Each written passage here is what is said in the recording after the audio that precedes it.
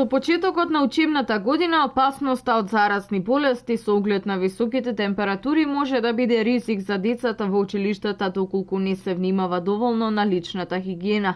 Секој дете треба да знае дека одржувањето на хигиената може да спречи зарази од повеќе заболувања. Децата обично на предшколската возраст знаеме дека треба да се едуцират и да се учат на миењето на раци, дека треба родителите и тие што ги чуваат треба да инсистираат на нивна едукација, пасивно како треба да се употребуваат течните сапуни, додека школските деца треба поактивно да бидат едуцирани и со примери да им се кажува како се одржува личната хигиена.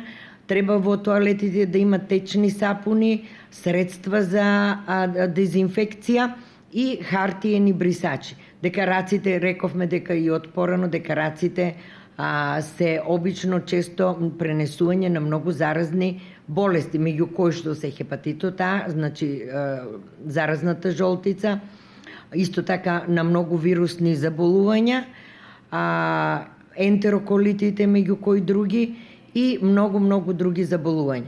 Особено чистотата на просториите на образовните институции треба да е на високо ниво. Во текот на летниот распуст се изврши дезинфекција на училишните згради. Основните препарати за хигиена во една училишна зграда треба да се неизоставен дел.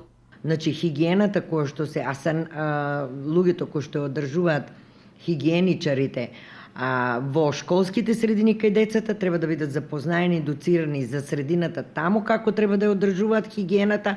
Луѓето кои што ја одржуваат хигиената во болницата треба да бидат посебно едуцирани.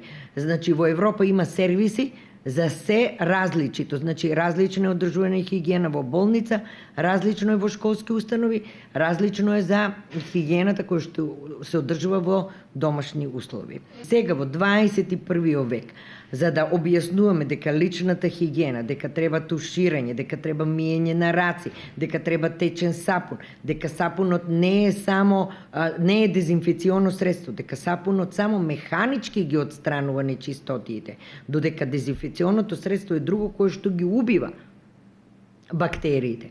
Лекарите препорачуваат училиштата да превземат одредени мерки за хигиена, а тоалетите да се дезинфицираат почесто, односно пред почетокот на часовите, за време на големиот одмор, како и по часовите, се со цел да се спречи ширење на бактерии.